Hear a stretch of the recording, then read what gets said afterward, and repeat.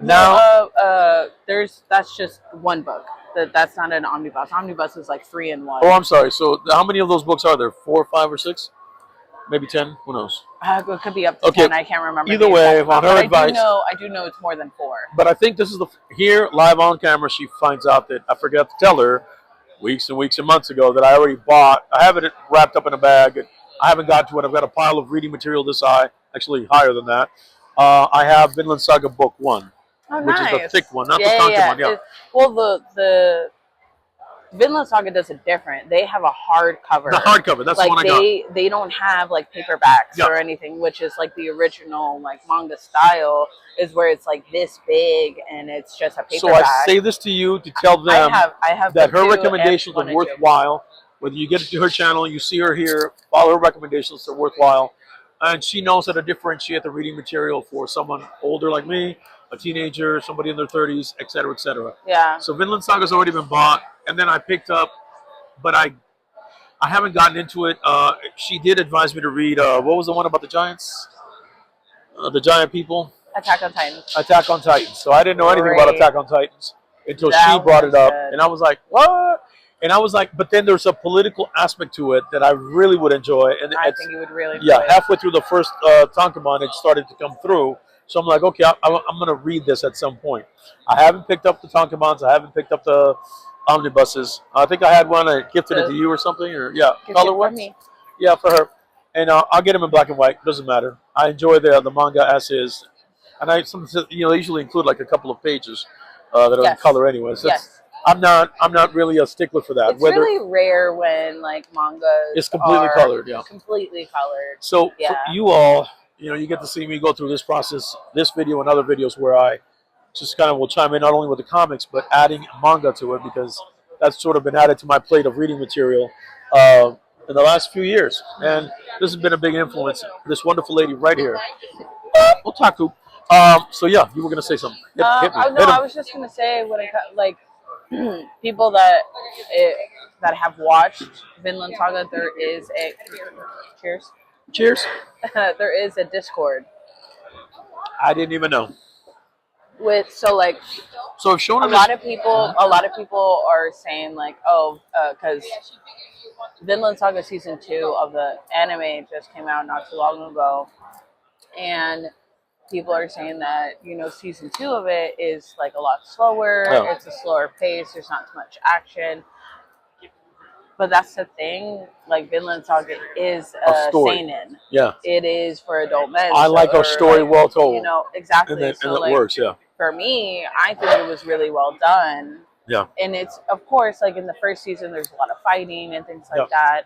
That's what hooked a lot of people in. But a lot of people that are not understanding that Vinland Saga is not a shonen show. Yep. It is a seinen show. And so the slower pace of it, they're like, oh, I don't like it because it like slowed down the pace a lot. But there's just like a lot of backstory and there's a lot of like, he's fighting his demons in the second season. Yeah. So like you see him going through that like mentally. So it's Vinland Saga takes place in like ancient Viking age.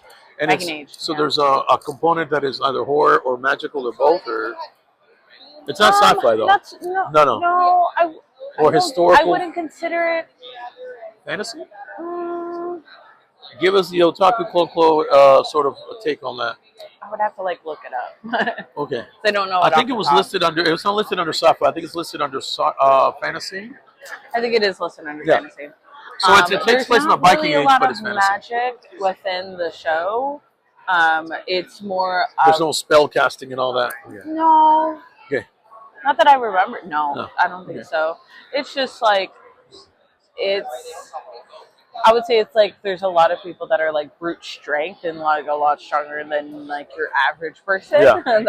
That's the most like magic I could say. But it's really good. So I gotta interrupt real quick. I had mentioned to you a while back, just bringing up the sort of the itinerary of things that we covered. You say you did like Naoki Urasawa, right? Mm-hmm. Right. So you like him as an artist and a writer. Did you ever read 20th Century Boys? No. Okay. That's next on my list. I know you recommended that to me. If you're an Urasawa fan, And then there's another one that he did based on Astro Boy called God, what was it called? Well, I can't look it up because the camera's right there. Actually, you can look it up. I can look it up for you. Naoki Urasawa's. What was the name of that thing? It was manga based on Astro Boy. Somebody already in the comment section is typing it away. And Monster 20th Century Boys, and it is Pluto. It's 6 books. Hit that one. Hit Pluto. Yeah. Tell me how many volumes that was. So, Let me see. well, we could show like an image of it on the screen. No, can we do that? Yeah, we should be able to do that. It's not copyright infringement under any circumstance. Right there. We just show the picture of it. Yeah. Show the folks at home. That one. So that one I think is 6 or 8 books. I bought them all. I have them ready to go. I'm going to read those. It is basically he got the permission from who was the owner, the creator of I just said the title. Does wait? Here we go. Let me read this to him real quick. Pluto was Urasawa. So, plus Tezuka, it's a Japanese manga series written and illustrated by Naoki Urasawa. It was serialized from 2003 to 2009 and collected into 8 volumes. The manga is set in the future and follows Geist as he investigates the murders of great robots and former members of the Bora survey group. The story also explores the hatred between man and robot and Geist's own former memory. But it is based on, what is it? Astro Boy. That's it. So Astro Boy was created by Tezuka. There we go with Wikipedia. There we go. Takashi Nagasaki. Where is this man's name? Full name. Characters production. Hold on a second, folks. I'll be with you in just. Oh, so Osamu Tezuka's Astro Boy. So basically, what they did is I'm reading this up from Wikipedia. Naoki Urasawa and Takashi Nagasaki began Pluto after over a year of negotiating to get the rights to adapt Osamu Tezuka's Astro Boy. With Astro Atom's official birth date of April 7th, 2003 approaching, Urasawa was initially going to do a limited or one-off manga in celebration, but due to the character's importance, he suggested a long-term serious, quote-unquote, take on the greatest robot on Earth, which I remember that particular character. So the original stuff was left me, like Chloe said, it's not, what's the name of the manga for adults? Seinen. Seinen. So it was more shonen, less seinen. This is seinen. The 8 volumes that make Pluto up. Buy them at a store near you, somewhere online, however you get your manga. I would recommend it anyways. Anything you want to add before we trail off? Any particular I'm really excited to just explore and see all the celebrities, get some autographs on some Funko Pops, maybe some manga. We'll see. Yeah. And I'm excited to get. I think I'm going to do Frank. Go to Frank Miller's booth, or whatever it is, stand place. His booth, and we're gonna go to his panel. Yeah, his panel. Get his autograph on one of my comics. I think I chose Daredevil 180. Hold on a second. I think I've got this here. Let me see if I can get this autograph. Right here, Daredevil 181, The Death of Elektra. Oh, so, wow. Yeah, so we want to get that. Everybody can see it there.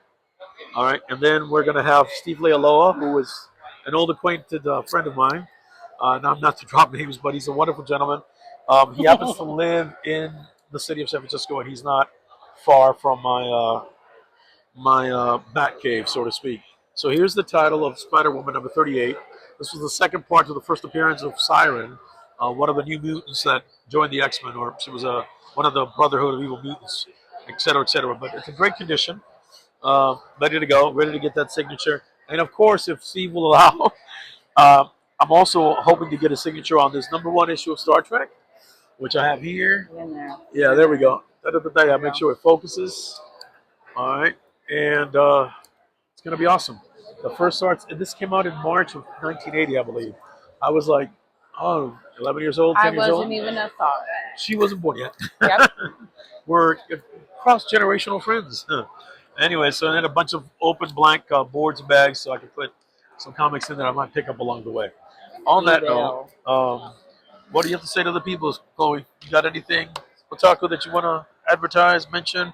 Your Twitch channel? So you can follow me on my Twitch channel, also my Instagram, at Otaku CloClo. Go ahead and give me a follow. Yeah, and by all means, remember, take care of yourselves and each other. Be good to one another, and most importantly, I will see. Oh, wait! Before we go, we got to do the basics. Hit, thumbs up. Hit the notification bell. Subscribe, please, so you can be notified when we upload these videos. So whether it's me covering my artwork and doing that, this will be actually uploaded to Right Life Draw, and eventually, I think maybe within a few days, it'll go to my companion YouTube channel, which is Art of Business One, number 1 at the end. You can't miss it. They're both interlinked. All right. So Right Life Draw gets this first because we're at the convention. It's art. It's comics. It makes sense. So again, hit the bell for notifications. Give me a thumbs up. Leave a comment if you like, positive, negative. I'm always open to criticism. That's fine. Please, like she already knows I'm going to say it. Don't come for me in the comments because I'll come right back. And I don't think that's necessary. If you want to leave a constructive criticism, I'm definitely open to that because we want to better my channel, her channel. Well, hold on a second. I'm getting a notification. So on that note, I want to wish you all a safe and happy weekend. Happy holidays coming up. We'll see you. As well, look out for future collaborations. And look for future collaborations.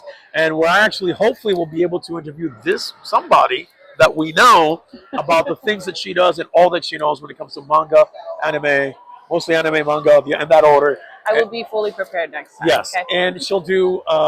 Also, she'll be doing some reactions, I guess you could say. Mm-hmm. Yeah, and she's really good. I'm not good at that. I'm good at this, maybe, but I'm not good at that. On my Twitch channel, it's a reactionary to anime, as well as some other things that I love to do. I love to do blind boxes, unboxing of those. I love to do like Legos and puzzles and stuff like that. So it'll be more of that on my Twitch channel that I'll be doing. Nope. So and I'll be doing thank you. And we'll be doing the unboxings on my other channel, which is Art of Business One, mostly. On that note, I'll see you all in the next one. Bright moments. Take care.